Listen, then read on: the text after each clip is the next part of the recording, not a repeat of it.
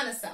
Friends, in this video we are discussing about stereochemical aspects of SN1 reaction or how exactly racemization takes place during SN1 mechanism. ಈ chapter ಇಂದ ಇದು 9th video. First 8 videos ನ ನೀವು ನೋಡಿದೀರಾ ಅನ್ಕೊಂಡಿದೀನಿ. ಇವತ್ತಿನ ವಿಡಿಯೋದಲ್ಲಿ SN1 reaction ನಲ್ಲಿ ರೆಸಿಮೈಸೇಷನ್ ಹೇಗಾಗುತ್ತೆ ಅನ್ನೋದನ್ನ ನೋಡೋಣ. SN1 ಮೆಕ್ಯಾನಿಸಮ್ ನ ಮತ್ತೆ ಆಪ್ಟಿಕಲ್ ಆಕ್ಟಿವಿಟಿನ ಡೀಟೇಲ್ ಆಗಿ ಎಕ್ಸ್ಪ್ಲೇನ್ ಮಾಡಿರೋ ವಿಡಿಯೋಸ್ ಲಿಂಕ್ ನ ಡಿಸ್ಕ್ರಿಪ್ಷನ್ ಬಾಕ್ಸ್ ಅಲ್ಲಿ ಹಾಕಿರ್ತೀನಿ. ಅವೆರಡು ವಿಡಿಯೋಸ್ ನೋಡಿ ಈ ವಿಡಿಯೋ ನೋಡಿದ್ರೆ ನಿಮ್ ಕಾನ್ಸೆಪ್ಟ್ ಇನ್ನಷ್ಟು ಕ್ಲಿಯರ್ ಆಗುತ್ತೆ. ಸೊ ಇವತ್ತಿನ ವಿಡಿಯೋದಲ್ಲಿ ಆಪ್ಟಿಕಲಿ ಆಕ್ಟಿವ್ ಇರುವಂತಹ ಅಲ್ಕೈಲ್ ಹೆಲೈಡ್ ನ SN1 ರಿಯಾಕ್ಷನ್ ಮಾಡಿದಾಗ ಯಾವ ರೀತಿ ಪ್ರಾಡಕ್ಟ್ ಬರುತ್ತೆ ಅನ್ನೋದನ್ನ ನೋಡೋಣ. So first let us consider a tertiary alkyl halide which is optically active. Here, for an organic compound to become optically active, it must have at least one chiral carbon.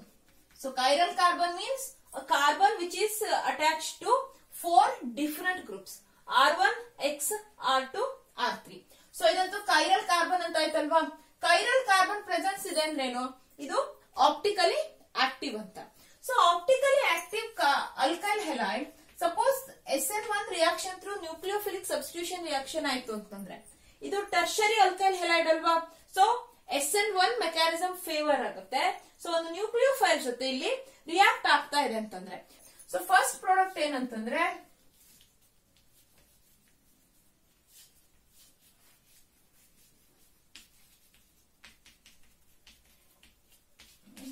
R1 plus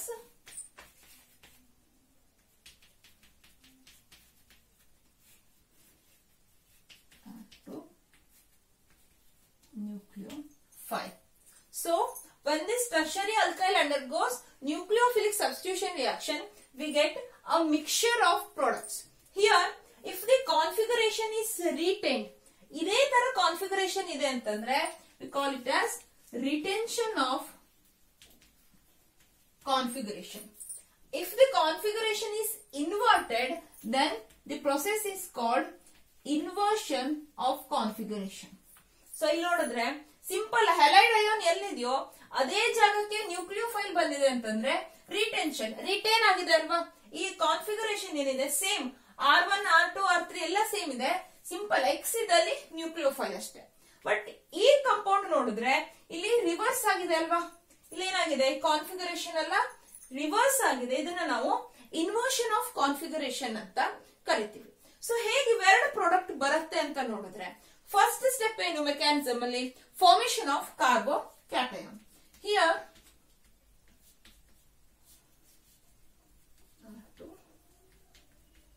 R3. So this tertiary alkyl halide, slow ionization of this alkyl halide to form a carbo cation. R2 plus X minus. It is tertiary carbo cation. Here in this alkyl halide, this carbon is sp3 hybridized, whereas in this carbocation it is sp2 hybridized. sp2 carbon ಅಂತಂದ್ರೆ structure ಏನಾಗುತ್ತೆ, planar structure ಅಲ್ವಾ, trigonal planar structure ಇರುತ್ತೆ. ಇಲ್ಲಿ tetrahedron. So ಇಲ್ಲಿ ಕಾರ್ಬೋಕ್ಯಾಟಯೋನ್ ಒಂದ್ಸಲ form ಆಯ್ತು ಅಂತಂದ್ರೆ ಈ ಕಾರ್ಬೋಕ್ಯಾಟಯೋನ್ ಏನು, ಇಲ್ಲಿ ನ್ಯೂಕ್ಲಿಯೋಫೈಲ್ ಅಟ್ಯಾಕ್ ಮಾಡ್ಬೇಕಲ್ವಾ. ಈ ಕಾರ್ಬೋಕ್ಯಾಟಯೋನ್ ಮೇಲೆ ಎರಡು ಅಟ್ಯಾಕ್ ಆಗಬಹುದು. ಅಂದ್ರೆ ಫ್ರಂಟ್ ಸೈಡ್ ಇಂದನೂ ಅಟ್ಯಾಕ್ ಮಾಡಬಹುದು, ಬ್ಯಾಕ್ ಸೈಡ್ ಅಟ್ಯಾಕ್ ಕೂಡ ಆಗಬಹುದು. That is R1,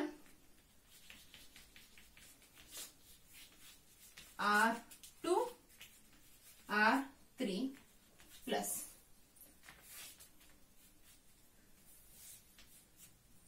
nucleophile. So ಇದನ್ನ ಹೀಗೆ ಅಟ್ಯಾಕ್ ಮಾಡಿದ್ರೆ ಇದು back side attack, it is front side attack. So ಇಲ್ಲೇನಾಗುತ್ತೆ, ಬ್ಯಾಕ್ ಸೈಡ್ ಅಟ್ಯಾಕ್ ಆಯ್ತು ಅಂತಂದ್ರೆ R1, R3, R2 and nucleophile. Front side attack ಆಯ್ತು ಅಂತಂದ್ರೆ R1 nucleophile, R2, R3. So ಇದನ್ನ ನಾವೇನಂತ ಕರಿತೀವಿ, inversion of configuration. Inversion of configuration, whereas it is retention. Retention. Simple ಇದೆ. ಇಲ್ಲಿ ಕಾರ್ಬೋಕ್ಯಾಟಯೋನ್ ಏನಂತಂದ್ರೆ ಪ್ಲೇನಾರ್ ಸ್ಟ್ರಕ್ಚರ್ ಅಲ್ಲಿ ಇರುತ್ತೆ. ಇದು ಟೆಟ್ರಾಹೆಡ್ರಲ್ ಅಲ್ವಾ. ಸೊ ಇಲ್ಲೇನಾಗುತ್ತೆ, sp2 ಅಂತಂದ್ರೆ ಇದ್ರದ್ದು ಶೇಪ್ ಏನಾಗುತ್ತೆ, ಪ್ಲೇನಾರ್ ಇರುತ್ತೆ. ಇಲ್ಲಿ ಸಿಂಪಲ್ ಆಗಿ ಏನಂತಂದ್ರೆ ಇದನ್ನ ನಾವು 3 ಡೈಮೆನ್ಷನಲ್ ಸ್ಟ್ರಕ್ಚರ್ ಅಲ್ಲಿ ಇಮ್ಯಾಜಿನ್ ಮಾಡ್ಕೊಂಡ್ರೆ, so carbon R1 and X ಒಂದೇ ಪ್ಲೇನ್ ಅಲ್ಲಿ ಇರುತ್ತೆ, plane of the board. Then ಈ ಸಾಲಿಡ್ ವೆಜ್ ಇಂದ ಏನ್ ರೆಪ್ರೆಸೆಂಟ್ ಮಾಡಿದೀನಿ R2, it is towards the observer. ಈ ಬೋರ್ಡ್ ಇಂದ ಈ ಕಡೆ ಟವರ್ಡ್ಸ್ ದಿ ಅಬ್ಸರ್ವರ್ ಇರುತ್ತೆ. ಅಂಡ್ ಇಲ್ಲಿ ಡ್ಯಾಶ್ ಇಟ್ ಲೈನ್ ಅಲ್ಲಿ ರೆಪ್ರೆಸೆಂಟ್ ಮಾಡಿದೀವಿ R3, it is away from the observer. Suppose ನೀವು ಇದನ್ನ ಪ್ಲೇನ್ ಆಫ್ ದಿ ಬೋರ್ಡ್ ಅಂತ ತಗೊಂಡ್ರೆ, ಸೊ ಇಲ್ಲಿ ಕಾರ್ಬನ್ R1 X ಇರುತ್ತೆ, R2 towards the observer and R3 away from the observer. ಈ ಪೇಪರ್ ನ ಹಿಂದೆ ಅಂತ. ಸೊ ಇದು ಟೆಟ್ರಾಹೆಡ್ರಲ್ ಸ್ಟ್ರಕ್ಚರ್ ಅಥವಾ ಅಲ್ಕೈಲ್ ಹೆಲೈಡ್ ಇದ್ದಾಗ. ಸಪೋಸ್ ಈ X ಮೈನಸ್ ಇದನ್ನ ಬಿಟ್ಟು ಹೋಗಿದೆ, ಅಯೋನೈಸೇಷನ್ ಆಗಿದೆ ಅಂತಂದ್ರೆ ಇಲ್ಲೇನಾಯ್ತು, sp2 ಹೈಬ್ರಿಡ್ ಕಾರ್ಬನ್ ಇದೆ, ಕಾರ್ಬೋ ಕ್ಯಾಟಯಾನ್ ಫಾರ್ಮಾದಲ್ಲಿ. ಈ ಕಾರ್ಬೋ ಕ್ಯಾಟಯಾನ್ ಏನಂತಂದ್ರೆ ಪ್ಲೇನಾರ್ ಸ್ಟ್ರಕ್ಚರ್ ಅಲ್ಲಿ ಇರುತ್ತೆ. ಈ ಪ್ಲೇನ್ ಯಾವುದು, plane perpendicular to the plane of the board. So ಈ ಪ್ಲೇನ್ ಅಲ್ಲಿ ಇದ್ದಾಗ, ಪ್ಲೇನ್ ಅಲ್ಲಿ ಏನು ಕಾರ್ಬನ್ ಇದೆ, R1 ಇದೆ. ಸೊ ಈ ಪ್ಲೇನ್ ಅಲ್ಲಿ ಇದೆ, ಬಟ್ ನಾನು ನಿಮ್ಗೆ ಹೀಗೆ ತೋರಿಸ್ತಾ ಇದ್ದೀನಿ. ಸೊ ಇಲ್ಲಿ ಕಾರ್ಬನ್ ಇದೆ, R1 R2 ಈ ಕಾರ್ನರ್, R3 ಈ corner. So trigonal planar structure ಇದೆ. ಸೆಂಟರ್ ಅಲ್ಲಿ ಕಾರ್ಬನ್ ಇದೆ. ಸೊ ಈ ಪ್ಲೇನ್ ಅಲ್ಲಿ ಕಾರ್ಬೋಕ್ಯಾಟಯಾನ್ ಪ್ರೆಸೆನ್ಸ್ ಆಗಿದೆ. ಸೊ C+ ಏನಾಯ್ತು, ಸೆಂಟರ್ ಅಲ್ಲಿ ಪಾಸಿಟಿವ್ಲಿ ಚಾರ್ಜ್ಡ್ ಕಾರ್ಬನ್ ಇದೆ. ಈ ತರ ಇದೆ ಅಂತಂದ್ರೆ ನ್ಯೂಕ್ಲಿಯೋಫೈಲ್ ಏನ್ ಮಾಡುತ್ತೆ, ಈ ರೀತಿನೂ ಅಟ್ಯಾಕ್ ಮಾಡಬಹುದು, ಈ ಡೈರೆಕ್ಷನ್ ಇಂದನೂ ಅಟ್ಯಾಕ್ ಮಾಡಬಹುದು. ಸೊ ಈ ಡೈರೆಕ್ಷನ್ ಇಂದ ಅಟ್ಯಾಕ್ ಮಾಡಿದ್ರೆ ಏನಂತ ಕರಿತೀವಿ, ಬ್ಯಾಕ್ ಸೈಡ್ ಅಟ್ಯಾಕ್ ಅಂತ. ಯಾಕಿದು ಬ್ಯಾಕ್ ಸೈಡ್ ಅಟ್ಯಾಕ್ ಅಂತಂದ್ರೆ ಇಲ್ಲಿ X ಬಿಟ್ ಹೋಗಿದೆ ಅಲ್ವಾ. So with respect to the position of leaving group it is back side attack. ಅದೇ ಇಲ್ಲಿಂದ ಬಂದ್ರೆ ಫ್ರಂಟ್ ಸೈಡ್ ಅಟ್ಯಾಕ್ ಅಂತ ಕರಿತೀವಿ. ಸೊ ಇವೆರಡು ಪಾಸಿಬಿಲಿಟೀಸ್ ಇರೋದ್ರಿಂದ ನಮ್ಮ ಎಕ್ಸ್ಪೆಕ್ಟೇಷನ್ ಏನು,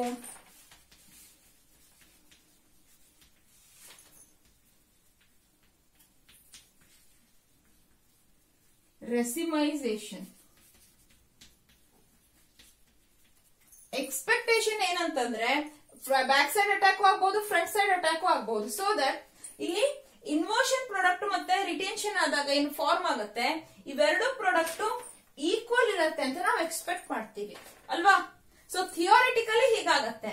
ಬಟ್ ಏನಂತಂದ್ರೆ ಇಲ್ಲಿ ಇನ್ವರ್ಷನ್ ಡಾಮಿನೇಟ್ಸ್ ಓವರ್ ರಿಟೆನ್ಷನ್. ಇಲ್ಲಿ ಏನಾಗುತ್ತೆ, ಈ ಪ್ರಾಡಕ್ಟ್ ಏನಿದೆ ಇನ್ವರ್ಷನ್ ಥ್ರೂ ಪ್ರಾಡಕ್ಟ್ ಫಾರ್ಮ್ ಆಗಿರೋ ಪ್ರಾಡಕ್ಟ್ ಹೆಚ್ಚಿಗೆ ಅಮೌಂಟ್ ಅಲ್ಲಿ ಬರುತ್ತೆ ಕಂಪೇರ್ ಟು ಕಾನ್ಫಿಗರೇಷನ್ ರಿಟೇನ್ ಆಗಿರುವಂತಹ ಪ್ರಾಡಕ್ಟ್ ಗಿಂತ. ಯಾಕೆ ಹೀಗಾಗುತ್ತೆ, ಸಿಂಪಲ್ ಅಲ್ವಾ. ಇಲ್ಲಿ C+ ಇದೆ ಅಂತಂದ್ರೆ ಎಷ್ಟು ಇನ್ವರ್ಷನ್ ಆಗ್ಬೇಕೋ ಅಷ್ಟೇ ರಿಟೆನ್ಷನ್ ಆಗ್ಬೇಕಲ್ವಾ. ಬಟ್ ಇಲ್ಲಿ ಪ್ರಾಬ್ಲಮ್ ಏನಂತಂದ್ರೆ, ಒಂದು ಇಲ್ಲಿ ಈ ಬಾಂಡ್ ಬ್ರೇಕ್ ಆಗ್ತಾ ಇದೆ ಅನ್ನುವಂತಹ ಸಿಚುವೇಶನ್ ಅಲ್ಲೇ ನ್ಯೂಕ್ಲಿಯೋಫೈಲ್ ಬ್ಯಾಕ್ ಸೈಡ್ ಅಟ್ಯಾಕ್ ಮಾಡಬಹುದು. ಮತ್ತೊಂದೇನು, ಸಪೋಸ್ ಈ ಬಾಂಡ್ ಬ್ರೇಕ್ ಆಗಿದೆ ಅಂತ ತಗೊಂಡ್ರು, salvation of the halide ion ಆಗಿದೆ ಅಂತ ತಗೊಂಡ್ರು, ಈ X ಹಾಕೊಂಡೇ ಹೋಗಿರೋದಿಲ್ಲ ಅಲ್ವಾ. X ಇಲ್ಲೇ X ಮೈನಸ್ ಇಲ್ಲೇ ಏನೋ ಇದೇ ವಿಸಿನಿಟಿನಲ್ಲೇ ಇರುತ್ತೆ, ಅಲ್ಲೇ ಪ್ರೆಸೆಂಟ್ ಆಗತ್ತೆ ಅಂತಂದ್ರೆ ಏನು, ಈ ನ್ಯೂಕ್ಲಿಯೋಫೈಲ್ ಫ್ರಂಟ್ ಸೈಡ್ ಅಟ್ಯಾಕ್ ಮಾಡೋಕ್ ಹೋದ್ರೆ ಈ X ಮೈನಸ್ ಏನ್ ಮಾಡುತ್ತೆ, ಬ್ಲಾಕ್ ಮಾಡುತ್ತೆ. ಇಲ್ಲಿ ಇವೆರಡು ನೆಗೆಟಿವ್ಲಿ ಚಾರ್ಜ್ ಇದೆ ಅಲ್ವಾ. ಸೊ ರಿಪಲ್ಷನ್ ಕ್ರಿಯೇಟ್ ಆಗುತ್ತೆ. ಇಲ್ಲಿ ಬಾಂಡ್ ಬ್ರೇಕ್ ಆದ್ರೂ ಕೂಡ ಇಲ್ಲಿ X ಮೈನಸ್ ಇಲ್ಲೇ ಇರೋದ್ರಿಂದ ನ್ಯೂಕ್ಲಿಯೋಫೈಲ್ಗೆ ಅಟ್ಯಾಕ್ ಮಾಡೋದು, ಫ್ರಂಟ್ ಸೈಡ್ ಅಟ್ಯಾಕ್ ಮಾಡೋದು ಕಷ್ಟ ಆಗತ್ತೆ. ಇಂಪಾಸಿಬಲ್ ಅಲ್ಲ, ಜಸ್ಟ್ ಬ್ಯಾಕ್ ಸೈಡ್ ಮಾತ್ರ ಆಗೋದಿಲ್ಲ. ಅಫ್ಕೋರ್ಸ್ ಫ್ರಂಟ್ ಸೈಡ್ ಅಟ್ಯಾಕ್ ಆಗತ್ತೆ, ಬಟ್ ಈ ಇನ್ವರ್ಷನ್ ಗೆ ಪಾಸಿಬಿಲಿಟೀಸ್ ಹೆಚ್ಚಿಗೆ ಇದೆ. ಅಥವಾ ಈ ಬ್ಯಾಕ್ ಸೈಡ್ ಅಟ್ಯಾಕ್ ಈಸಿ ಆಗಿ ಆಗ್ಬಿಡುತ್ತೆ. ನ್ಯೂಕ್ಲಿಯೋಫೈಲ್ ಫ್ರಂಟ್ ಸೈಡ್ ಇಂದ ಬರ್ಬೇಕಂದ್ರೆ ಏನು, ಈ X ಮೈನಸ್ ಇಲ್ಲಿ ಬ್ಲಾಕ್ ಮಾಡ್ತಾ ಇದೆ. So here in case of SN1 reaction inversion dominates over retention. ಹೀಗಾಗಿ ಏನಾಗುತ್ತೆ, ಇನ್ವರ್ಷನ್ ರಿಟೆನ್ಷನ್ ಗಿಂತ ಹೆಚ್ಚಿಗೆ ಆಗುತ್ತೆ. ಸೊ ಎಕ್ಸ್ಪೆಕ್ಟೇಷನ್ ರೆಸಿಮೈಸೇಷನ್ 100% ರೆಸಿಮೈಸೇಷನ್ ಇದ್ರೂ ಕೂಡ ರಿಯಾಲಿಟಿ ಏನು, ಪಾರ್ಷಿಯಲ್ ರೆಸಿಮೈಸೇಷನ್. ರಿಯಾಲಿಟಿ ಏನಂತಂದ್ರೆ partial racemisation. Here inversion dominates over retention. ಈ ಪ್ರಾಡಕ್ಟ್ ಏನಿದೆ ಇನ್ವರ್ಷನ್ ಥ್ರೂ ಫಾರ್ಮ್ ಆಗಿರೋ ಪ್ರಾಡಕ್ಟ್ ನ ಅಮೌಂಟ್ ಕಂಪ್ಯಾರಿಟಿವ್ಲಿ ಹೆಚ್ಚಿಗೆ ಇರುತ್ತೆ. ಅಥವಾ ನಮ್ಗೆ 100% ಆಪ್ಟಿಕಲಿ ಇನ್ಆಕ್ಟಿವ್ ಕಂಪೌಂಡ್ ಬರೋದಿಲ್ಲ. 100% ರೆಸಿಮೈಸೇಷನ್ ಆದ್ರೆ ಏನಾಗುತ್ತೆ, ಆಪ್ಟಿಕಲಿ ಇನ್ಆಕ್ಟಿವ್ ಇರ್ಬೇಕಲ್ವಾ. 50% ಇದು 50% ಇದು ಅಂತಂದ್ರೆ ಒಂದು ಡಿ ಇರುತ್ತೆ ಒಂದು ಎಲ್ ಇರುತ್ತೆ ಅಂತಂದ್ರೆ ಫಾರ್ಮ್ ಆಗೋ ಮಿಕ್ಸ್ಚರ್ ಏನಾಯ್ತು ಈಕ್ವಲ್ ಪ್ರಪೋರ್ಷನಲ್ ಫಾರ್ಮ್ ಆಗಿದೆ ಅಂತಂದ್ರೆ ಆಪ್ಟಿಕಲಿ ಇನ್ಆಕ್ಟಿವ್ ಇರ್ಬೇಕಾಗುತ್ತೆ. ಯಾಕಂದ್ರೆ rotatory power of one enantiomer is cancelled by rotatory power of the another enantiomer. D ಇದ್ರೆ ಎಲ್ಲಿಂದ ಅದು ಕ್ಯಾನ್ಸಲ್ ಆಗ್ಬಿಡುತ್ತೆ. ಬಟ್ ಇಲ್ಲಿ ಏನಂತಂದ್ರೆ 100% ರೆಸಿಮೈಸೇಷನ್ ಆಗಲ್ಲ, ಇನ್ವರ್ಷನ್ ಹೆಚ್ಚಿಗೆ ಆಗುತ್ತೆ. ಸೊ ಇಲ್ಲಿ ಪಾರ್ಷಿಯಲ್ ರೆಸಿಮೈಸೇಷನ್ ಆಗತ್ತೆ. ಸೊ ಇದು SN1 ರಿಯಾಕ್ಷನ್ ನಲ್ಲಿ ಸ್ಟೀರಿಯೋ ಕೆಮಿಕಲ್ ಆಸ್ಪೆಕ್ಟ್ಸ್ ಅಂತ ತಗೊಂಡ್ರೆ. ಸೊ ಇಲ್ಲಿ ಕಾರ್ಬೋಕ್ಯಾಟಯಾನ್ ಫಾರ್ಮ್ ಆಗುತ್ತೆ. ಕಾರ್ಬೋಕ್ಯಾಟಯಾನ್ ಮೇಲೆ ನ್ಯೂಕ್ಲಿಯೋಫೈಲ್ಸ್ ಫ್ರಂಟ್ ಸೈಡ್ ಅಟ್ಯಾಕ್ ಕೂಡ ಮಾಡಬಹುದು, ಬ್ಯಾಕ್ ಸೈಡ್ ಅಟ್ಯಾಕ್ ಕೂಡ ಮಾಡಬಹುದು. ಫ್ರಂಟ್ ಸೈಡ್ ಅಟ್ಯಾಕ್ ಮಾಡಿದಾಗ ಫಾರ್ಮ್ ಆಗೋ ಪ್ರಾಡಕ್ಟ್ ನ ಅಥವಾ ಆ ಪ್ರೊಸೆಸ್ ನ ನಾವು ರಿಟೆನ್ಷನ್ ಅಂತ ಕರಿತೀವಿ. ಇಲ್ಲಿ ಬ್ಯಾಕ್ ಸೈಡ್ ಅಟ್ಯಾಕ್ ಆದ್ರೆ ಅದು ಇನ್ವರ್ಷನ್. ಹಾಗೆ ಇವೆರಡು ಕೂಡ ಮಿರರ್ ಇಮೇಜಸ್ ಆಗಿರುತ್ತೆ ಅಂಡ್ ನಾನ್ ಸೂಪರ್ ಇಂಪೋಸಿಬಲ್ ಆಗಿರುತ್ತೆ. ಸೊ ಇವೆರಡು ಎನಾನ್ಶಿಯೋಮರ್ಸ್. ಫಾರ್ಮುಲಾ ಕೂಡ ಸೇಮ್ ಇರುತ್ತೆ. ಜಸ್ಟ್ ಏನಂತಂದ್ರೆ ರೊಟೇಟರಿ ಪವರ್ ಮಾತ್ರ ಅವರ ಡೈರೆಕ್ಷನ್ ಮಾತ್ರ ಅಪೋಸಿಟ್ ಇರೋದ್ರಿಂದ ಇವೆರಡು ಎನಾನ್ಶಿಯೋಮರ್ ಆಗಿರುತ್ತೆ.